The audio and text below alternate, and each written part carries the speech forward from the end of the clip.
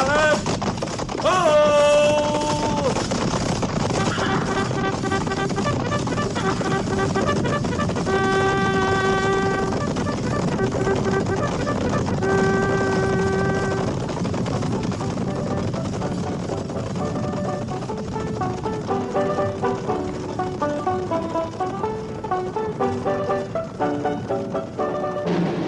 Fort Laramie.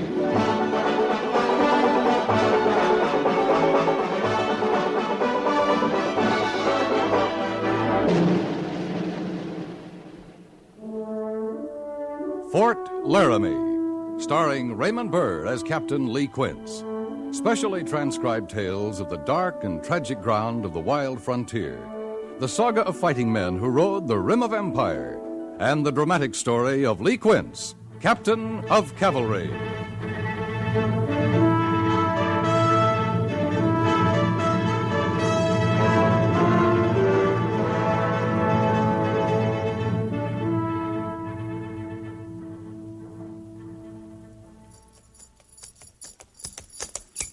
Dismount and unsaddle. Pin grazing water. Dismount and unsaddle. Pin grazing water. You there, Boatwright, you unbit that mount before you graze him this time. Sure, Sergeant. I'm just going to. Well, do it then. Dismount and unsaddle. Pin grazing water. We could make camp here, Boatwright. There's water.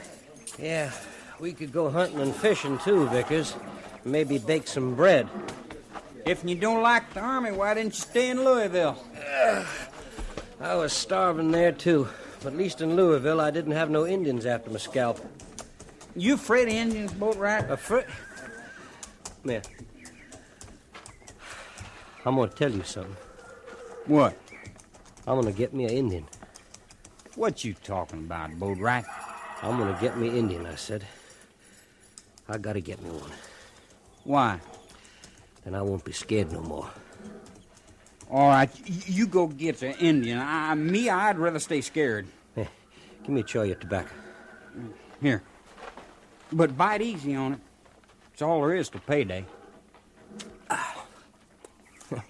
Payday. Army's got 2/3 of my pay for the next 3 years. Well, at 50 cents a day, that don't amount to such a whole lot, Boatwright. You sure think funny, Vickers. At least you ain't in the stockade. You ought to be grateful for that. I should, huh? The reason I ain't in the stockade is because Captain Quince needs me out here. B Company's supposed to have 83 privates, full strength. I swear we're down to 60. We are. That's what I'm saying. So Captain Quince needs me worse than I need him. Where'd he go, anyway? Oh, you make a fine scout. You don't even see where your own company commander rode off to. It ain't none of my business where he goes. You know what you are? You're a dumb trooper. Somebody says, sit down. You sit down. Somebody says, stand up. You stand up. Somebody says, here's your home. You start taking off your shoes. You're getting riled again, Boatwright. Captain Quince rode up to that knoll over there looking for Lieutenant Sybert's patrol. No, I don't see him. He come back 5 minutes ago. He's walking down the line behind you right now. Oh. He's tired, don't he? Commanding a company that's got stockade soldiers like you'd make anybody tired, Boatwright. Now, you watch your mouth. Oh, can't you take a ribbon? Hello, Captain. How do you like the open air, Boatwright? Fine, Captain. I need a good ride. No complaints, then? No, sir. None at all. I like it fine out here. You better like it. Yes, sir. Sure beats sitting around the stockade. When you're in the stockade, you just sit around, Boatwright? No, sir. But at least I didn't ride no horse out after wild Indians with a understrength troop. You don't fool me, Boatwright. You'll never make a garrison soldier. That's why I'm proud to be with you, Captain. When we return to Fort Laramie, you go back into the stockade. You know that. I always said I liked the Army, Captain. Lieutenant Sybert's reporting, sir. What'd you find, Mr. Syberts? Well, sir, we rode over there where the smoke was. And? It was a homestead, Captain. Fired by the Sioux. Did they leave anybody there, Mr. Syberts? The man's still alive, sir. Corporal Mercer's with him. But the woman and the little girl, they're dead. I see. What does the man say? Nothing, sir. He's got no tongue. Take charge of the troop, Mr. Sybert. Sergeant Gorse and I'll ride over there. Yes, sir. And, Captain, take a look at this. That's a Henry rifle, Mr. Sybert's latest model. If the Indians had gotten their hands on guns like that, why, we're in bad trouble.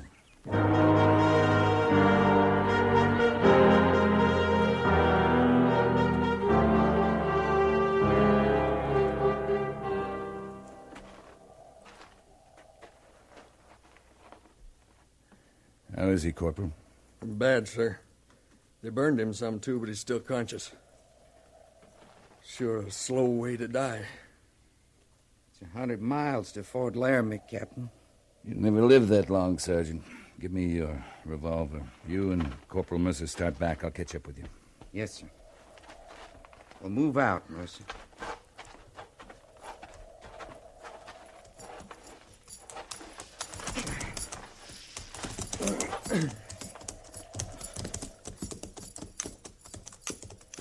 Think we'll go after them Sioux, Gorse? I'm a first sergeant, not a captain. Well, I know, but you and Quince run this company. He's Captain Quince to you, Mercer. Oh, sure. And he runs this company. Well, sure.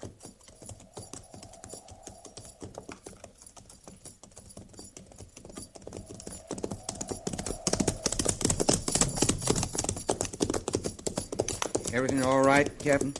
Everything's all right, Sergeant. Hey, what was that? You shut up and keep riding, Corporal. You don't have to get so hard-nosed Shut up, I said. Sure. Sergeant, Yes, sir. when we get back, fall in a burial party. Yes, sir. And see that those graves are cairned. Yes, sir. And one other thing, Sergeant. Don't forget to pick up your revolver. That homesteader doesn't need it anymore.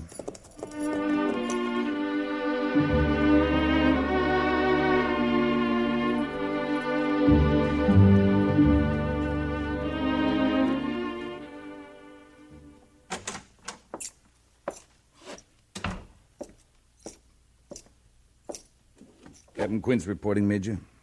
Sit down, Captain.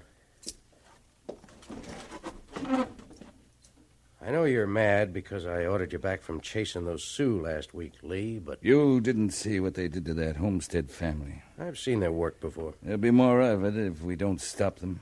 10 miles from this post, there's a reservation of 4,000 Sioux.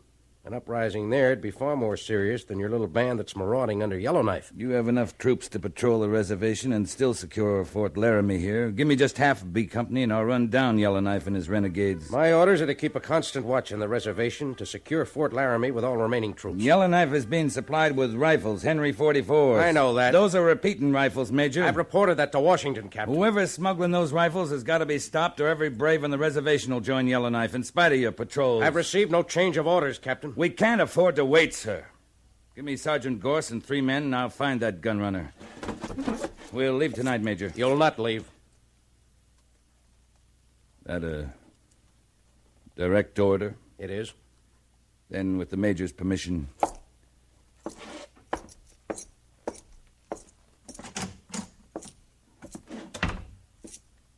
Mr. Syberts. Yes, Captain? I'm leaving the post at 6 o'clock this evening. I'm taking Sergeant Gorse with me. Until I return, you'll act in command of B Company. Any questions? None that would be proper, sir. You're learning, Mr. Syberts. I'll tell you where I'm going. There's a chief out on the reservation, an old friend of mine, Wild Dog. He's about 80, and he's pretty smart. You're going to have a talk with him. That's right. If you'll excuse me, sir. Well, isn't it pretty dangerous walking right in among all those Sioux? We'll try to reach Wild Dog before anything happens. But, Captain... That's all, Mr. Syberts. Yes, sir.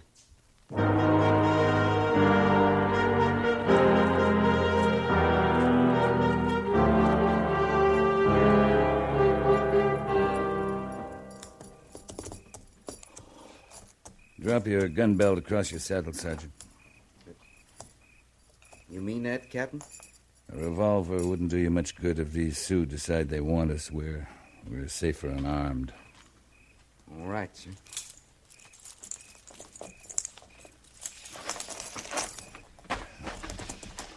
All right, let's move out. Sure wish I had me at least a bowie knife, Captain. I don't trust any of these devils. It's late. Most of them are asleep. There's 4,000 Sioux in this camp. They ain't all asleep. Oh, we're being watched, all right. Some young buck could get his first coup feather by spearing us. You wouldn't want to stand in the way of a man becoming a brave, would you, Sergeant? Captain, we're being stopped. I see him. Keep walking. There's only one brave. We can handle him. Leave him to me, Sergeant. Yes, sir.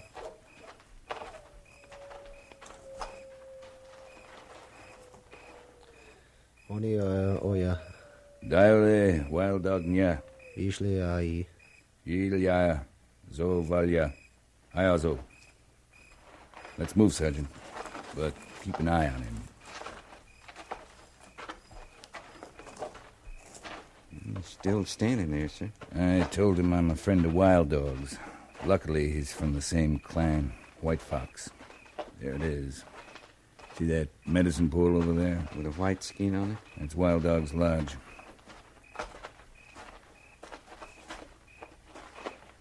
Wait out here, Sergeant. Oh, oyo, Liazia. Nice, Leozo. Come in, my son. Sit down. It's been a long time since we talked, Wild Dog. A long time. And now you come because of Yellowknife. Yellowknife is leading your young men into war with my people. There are many clans among the Sioux. I am chief only of White Fox. What clan is Yellowknife? Yellowknife is of Two Moon clan. But there are White Fox braves with him. Yes, I cannot stop them. I remember what it was like when I was young. It was different when you were young, Wild Dog. You had a chance then.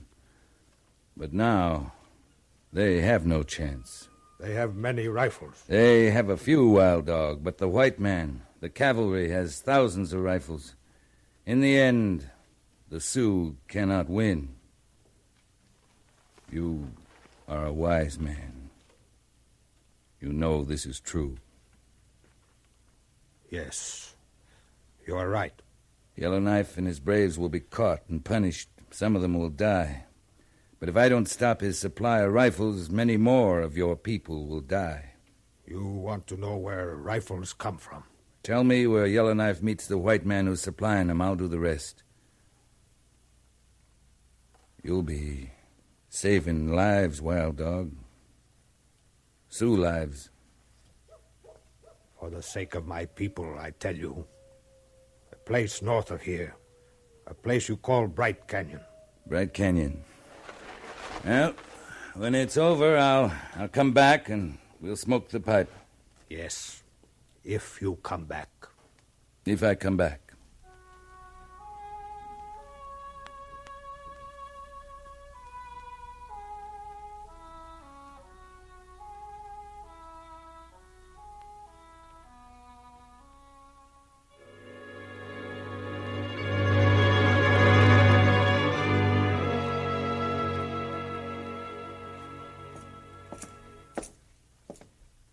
Captain Quince reporting, sir. I hear you left the post last night, Captain. Yes, sir. Well, you never were much of a garrison soldier, were you? No, sir. You saw your friend Wild Dog, I suppose? Yes, sir. Well, Lee, I have new orders from Washington this morning. Yes? My orders to patrol the reservation and to secure Fort Laramie still stand. We're not to go after Yellowknife. But the importance of the Henry rifles is recognized, and we're to put a stop to it. Yes, sir. Can you do it? I can. All right. Take half of B Company only. Yes, sir. You'll pass the head of your column through the main gates of the post 1/2 hour before reveille tomorrow morning. Right, sir. And remember, Captain Quince, your orders are to stop that gun smuggler, not to run down Yellowknife. Any questions? No, sir. Then move out.